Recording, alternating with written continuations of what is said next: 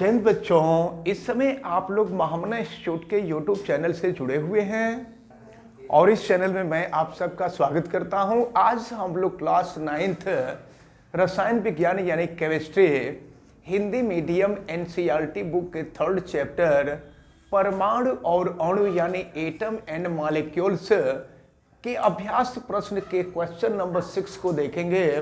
आप सभी लोग बुक खोलें और देखें क्वेश्चन नंबर 6 दिया हुआ है क्या। निम्नलिखित पदार्थों के मोलर द्रव्यमान लिखिए या दो मोलर द्रव्यमान का परिकलन कीजिए। एक चीज हम आपको बता दें कि जिस तरह से हम लोग रासायनिक सूत्र द्रव्यमान निकाल रहे थे वैसे ही हम लोग मोलर द्रव्यमान भी निकालते हैं, लेकिन रासायनिक सूत्र द्रव्यमान में जब हम लोग मात्रक लिखा करते थे तो यूनिट लिखा करते थे, लेकिन अगर हमको मोलर द्रव्यमान निकालना होगा तो रासायनिक सूत्र द्रव्यमान ही हम निकालेंगे, लेकिन यूनिट न लिख करके उसके सामने ग्राम लिख देंगे तो ये मोलर द्रव्यमान हो जाएगा। यही दोनों में अंतर है कि जब भी रासायनिक सूत्र द्रव्यमान लिखेंगे तो उसके सामने यू लिखेंगे, यू माने AMU एटॉमिक मास यूनिट, और जब आप मोलर द्रव्यमान लिखेंगे ज्ञात करेंगे तो रहेगा मान वही, लेकिन आप ग्राम लिखेंगे। तो चलिए देखते हैं। निम्नलिखित पदार्थों के मोलर द्रव्यमान का परिकलन कीजिए जिसमें A में दिया हुआ है C2H6 एथाइन। एथाइन का मोलर द्रव्यमान हमको ज्ञात करना है। चलिए मोलर द्रव्यमान हम ज्ञात करें। इसके लिए देखें C2H6 तो ये कार्बन के 2 परमाणु हैं और कार्बन का परमाणु भार आपको मालूम है 12 होता है।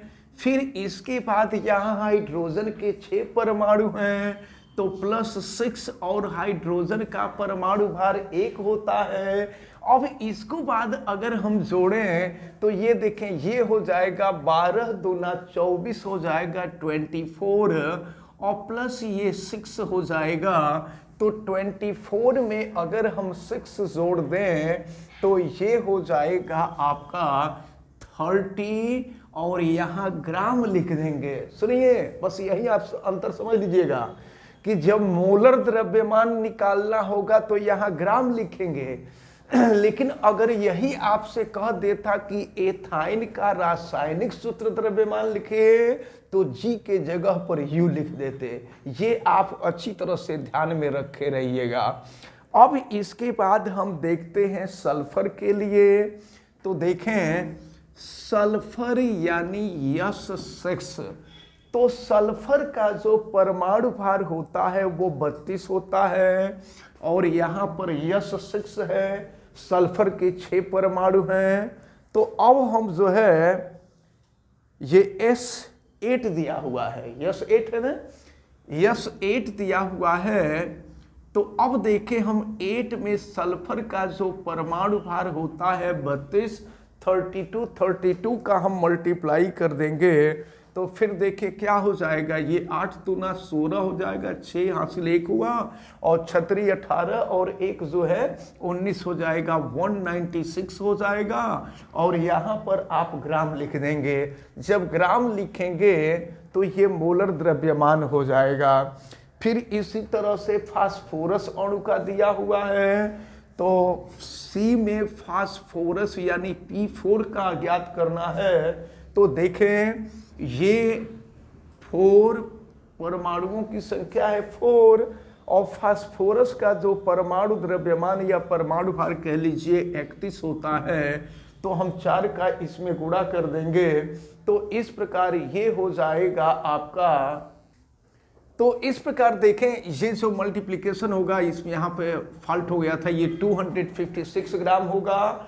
और दूसरी चीज हम आपको बता दें कि ये C2H2 दिया हुआ है, क्योंकि हम C2H6 का निकाले हैं तो अगर H2 होगा तो यहाँ पर देखिए 6 के जगह पे आप 2 कर देंगे तो यहाँ हो जाएगा 2 और इस प्रकार ये हो जाएगा 26 ग्राम हो जाएगा। लेकिन अगर C2H6 का होगा तो जो हम पहले निकाले थे वो सही था। अब इसके बाद देखें ये P4 का हम निकालते हैं तो फिर फास्फोरस का जो परमाणु द्रव्यमान होता है वो 31 होता है। हम गुणा कर देते हैं तो ये 4 का में 4 हो जाएगा और 4 3 12, ये हो जाएगा आपका 124 ग्राम।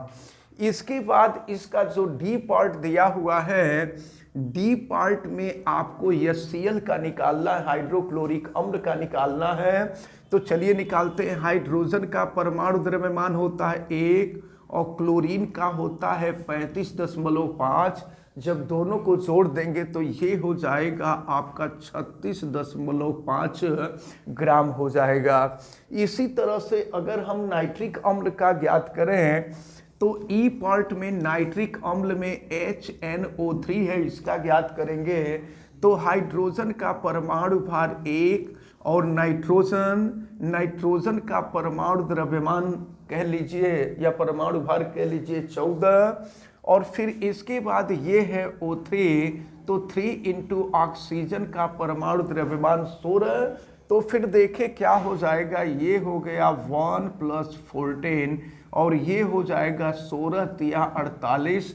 तो फिर देखें कि क्या मिलेगा, ये 4 + 1 5 और 5 और 8 है, ये हो जाएगा 13 को 3 हो जाएगा, कैरी 1 और फिर हो जाएगा 4 1 5 और 5 1 6, ये हो जाएगा आपका 63 ग्राम। तो इस प्रकार से ये जो क्वेश्चन नंबर 6 है, ये क्वेश्चन नंबर 6 सॉल्व होता है। अब इसके बाद हम लोग क्वेश्चन नंबर 7 को देखेंगे। अब हम लोग देखेंगे ये क्वेश्चन नंबर 7 दिया हुआ है। क्वेश्चन नंबर 7 देखा जाए, निम्न का द्रव्यमान क्या होगा 1 मोल नाइट्रोजन। तो जानते हैं द्रव्यमान ज्ञात करने के लिए हम करते क्या हैं कि मोलों की संख्या का अणु भार में गुणा कर देते हैं। अणु भार नहीं बल्कि ऐसे कह लीजिए परमाणु भार में गुणा कर देते हैं तो मोलों की संख्या निकल जाएगा। तो 1 मोल नाइट्रोजन परमाणु का द्रव्यमान पहले में आपसे पूछा जा रहा है, तो हम नोट कर लेते हैं 1 मोल नाइट्रोजन परमाणु, 1 मोल नाइट्रोजन परमाणु का द्रव्यमान, परमाणु का द्रव्यमान देखिए कैसे निकलेगा। तो यह ज्ञात करने के लिए मोल की संख्या 1 दिया हुआ है, तो मोल की संख्या 1 है और नाइट्रोजन का परमाणु भार जो होता है वो 14 होता है। तो इसमें हम 14 से गुणा कर लेंगे, तो 14 में 1 का गुणा कर देंगे तो 14 ग्राम हो जाएगा। इसको आप अच्छी तरह से याद रखे रहिएगा कि द्रव्यमान ज्ञात करने के लिए हम करते क्या हैं कि मोलों की संख्या में परमाणु द्रव्यमान से गुणा कर देते हैं, तो हम लोगों को परमाणु का द्रव्यमान ज्ञात हो जाता है। अब हम इसके बाद इसका बी पार्ट देखते हैं। तो इसके बी पार्ट में आपको दिया हुआ है 4 मोल एल्यूमिनियम, 4 मोल एल्यूमिनियम। तो चलिए यहाँ पर लिख देते हैं 4 मोल एल्यूमिनियम परमाणु के लिए। तो ये हो जाएगा एल्यूमिनियम, और एल्यूमिनियम के लिए ही कहा जा रहा है। तो एल्यूमिनियम परमाणु का द्रव्यमान जो होगा, यहाँ पर देखें मोलों की संख्या है 4 और एल्यूमिनियम का जो परमाणु द्रव्यमान होता है वो 27 होता है। तो 27 का हम इसमें गुणा कर देंगे 27 का, तो 7 चौक 28 8 हो जाएगा, और फिर ये 4 दूना 8 और 2 10 हो जाएगा। तो ये हो जाएगा 108 ग्राम। अब इसी तरह से अगर हम इसका सी पार्ट देखें तो देखें सी पार्ट में दिया हुआ है 10 मोल सोडियम सल्फाइड। तो देखिए अब सबसे पहले सोडियम सल्फाइड का हम द्रव्यमान ज्ञात कर लेते हैं। तो ये दिया हुआ है आपको Na2SO3 सोडियम सल्फाइड दिया हुआ है। तो सोडियम सल्फाइड के लिए हम देखते हैं पहले, तो ये 2 और सोडियम का जो परमाणु द्रव्यमान होता है वो 23 होता है, 23 हो गया। फिर सल्फर का जो परमाणु द्रव्यमान होता है ये 16 होता है। और फिर ये 32 सल्फर का 32 होता है, 32। और फिर इसके बाद O3 ऑक्सीजन, तो ये हो जाएगा 16 और गुणे हो जाएगा 3। तो फिर देखिए ये क्या हो जाएगा, 2 का अगर गुणा कर दें तो 2 3 6, 2 दूना 4, और फिर ये हो जाएगा 32 और ये होगा 16 तिया 48। तो अब जो है आप इसको जोड़ लें तो फिर देखिए क्या हो जाएगा, ये हो गया आपका 6 2 8, 8 8 16 के 6 हो जाएगा, हासिल 1, तो 4 1 5, 5 3 8 और 8 4 12, ये 126 हो जाएगा। तो 126 तो इसका ये परमाणु द्रव्यमान निकला है। लेकिन आपसे पूछा जा रहा है 10 मोल के लिए द्रव्यमान।